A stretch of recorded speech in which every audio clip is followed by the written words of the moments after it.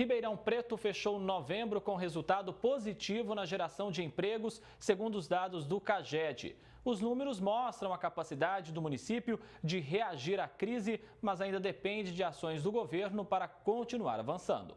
Os dados do Cadastro Geral de Empregados e Desempregados, divulgados pelo Ministério da Economia, mostram que em Ribeirão Preto foram criados 3.143 postos de trabalho com carteira assinada em novembro. As contratações apresentam um crescimento de 20,5% em relação a outubro, quando o saldo registrado foi de 2.607 novas vagas. O mês de novembro ele apresentou o melhor desempenho nos últimos 5 meses, que veio essa recuperação do número de vagas, de empregos formais na cidade. Então ele representa que a economia local está muito próximo do pré-pandemia. Então isso é um sinal positivo para a economia, para os comerciantes e para o setor de serviços, que foram os mais afetados em termos de geração de emprego e são os que estão mais recuperando agora nesse momento. Apesar do resultado positivo de novembro, o acumulado do ano segue no vermelho. Desde janeiro, a cidade soma 525 vagas de emprego a menos.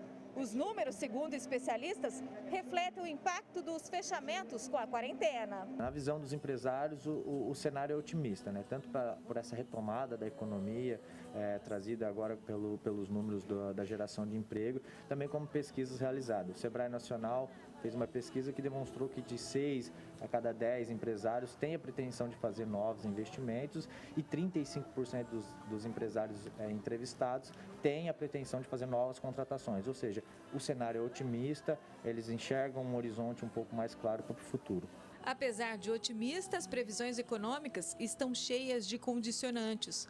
Um deles é a incerteza sobre novas restrições impostas pelo governo, como um lockdown. A classificação do Plano São Paulo deve ser anunciada em 7 de janeiro. A cidade até agora não mostra nenhum sinal de levar esses indicadores para obrigar que Ribeirão Preto entre novamente na fase vermelha. Se fosse analisar os dados de hoje, nós estamos na fase verde. E só não estamos na fase verde de fato porque o governo do estado não fez as mudanças de fase que haviam sido anunciadas na linha do tempo. E isso deverá ser feito no próximo dia 7 de janeiro. E eu acredito que na distância dessas 2 semanas, até menos do que isso, 10 dias entre hoje e o dia 7 de janeiro, eu não vejo nenhum comportamento que coloque Ribeirão Preto na fase vermelha em 10 dias. O prefeito ainda destaca que o ritmo do avanço da economia deve ser ditado pela vacina contra a Covid-19. Quanto mais rápido chegar a vacina, a gente protege quem precisa ser protegido prioritariamente e vai tentando voltar à normalidade. Mas até lá é usar máscara, lavar as mãos, álcool gel, distanciamento social e respeitar ao máximo a questão da gravidade da doença, que já se mostrou muito poderosa do ponto de vista de ter levado milhares e milhares de vidas de brasileiros e de gente no mundo todo. Ximene Osório para o Jornal da Clube.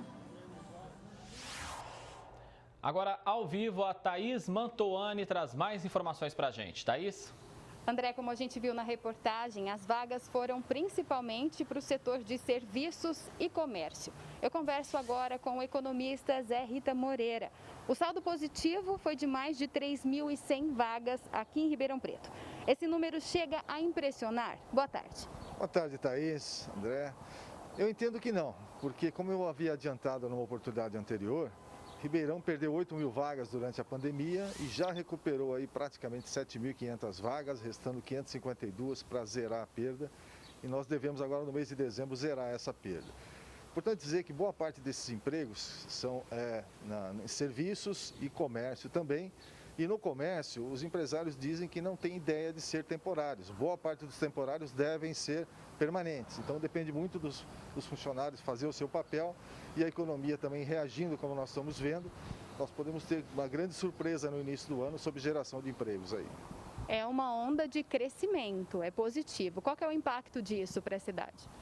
Muito bom, até porque muita gente que até então ficava refém do auxílio emergencial e não buscava uma oportunidade de emprego, agora com o final do auxílio vai buscar emprego e o emprego existe. Nós estamos vendo aí a geração de empregos se fortalecendo E as pessoas tendo renda, elas vão consumir na cidade, então elas vão provocar um efeito positivo na economia, elas vão girar esse dinheiro, então o comércio precisa ter mais gente, mais produtos, os empresários investir um pouco mais. Então toda a cadeia ganha com isso, com essa repercussão que nós estamos tendo. Voltando a lembrar que nós temos os juros baixos, nós hoje batemos o recorde histórico da Bovespa, né? Hoje exatamente, 119 mil pontos, nunca chegamos nesse nível, em pleno momento de pandemia. Quer dizer, isso é uma coisa positiva, ou seja, a economia vai muito bem, desde que a política não se intrometa, ela vai muito bem. E a crise dá sinais de que está diminuindo. Qual que deve ser a preocupação do empresário agora? Empreender, Thaís, é correr risco. Então eu entendo que ele precisa sim assumir alguns riscos, voltar a investir, como já vinha fazendo, até apostando numa retomada aí mais forte durante esse início de ano, porque ele deve acontecer. A vacina, nós sabemos que mais cedo ou mais tarde chega aí no primeiro semestre, para que todos estejamos vacinados, e aí sim não tem mais impedimento de crescimento. Nós somos um potencial absurdo de geração de negócios, somos recordes aí em exportações, principalmente no agronegócio. A área médica em Ribeirão vai muito bem, a área de tecnologia vai muito bem. Enfim, então, só vejo coisas positivas aí. Cabe àqueles que buscam emprego ainda que não conseguiram, que eles buscam especialização, vão treinar, vão fazer um curso, vão fazer a diferença para poder absorver essas oportunidades de emprego que vão gerar. E apesar de otimista, o cenário para 2021 ainda é incerto. Se os novos fechamentos forem decretados, como a gente viu na reportagem, uma possibilidade de lockdown, os prejuízos ainda serão maiores do que no início da quarentena? Thaís, eu entendo que tem que haver um equilíbrio entre saúde e economia, tá? Então, se a gente priorizar uma coisa em detrimento da outra, vai haver um desequilíbrio, tá? Quando a gente só olha o aspecto de saúde e busca lockdown para poder preservar supostamente vidas aí, eu acho que em todos os cuidados é possível sim você relaxar um pouco nesse tipo de coisa e permitir que a economia faça o seu papel como vem fazendo. O que não pode é criar um distanciamento e haver uma disputa política entre uma coisa e outra, que todos vão perder com isso. Então, eu acho que apesar dessa preocupação com saúde ser importante, essa sinalização da vacina vai muito bem. E no início do ano é esperar, né? Porque dizem que em janeiro podemos ter uma explosão de novos casos em função das festas de final de ano, tá? O que pode provocar até voltar a faixa vermelha, a zona vermelha e possível lockdown. Eu não acredito nisso, não. Eu acho que nós temos que cada um fazer o seu papel em benefício da cidade. E é de responsabilidade da administração pública gerenciar esse período, buscar alternativas para não frear essa recuperação econômica? O que depende da administração? Perfeito. A administração ela tem que ser a facilitadora da economia, ela tem que criar condições para que a economia se desenvolva, gere negócios, gere renda e gere impostos, necessariamente, nessa cadeia. Então, ela vai permitir que isso aconteça na medida em que ela não interferir tanto no aspecto econômico ou não permitir que a questão da saúde interfira, como nós estamos vendo aí. Eu acho que tem que haver esse equilíbrio e se houver uma harmonia entre esses dois segmentos aí, nós vamos poder comemorar em 2021. Muito obrigada pela sua participação aqui no Jornal da Clube. Daqui a pouco eu volto com outras informações. André. Combinado, Thaís Mantuani. Até já.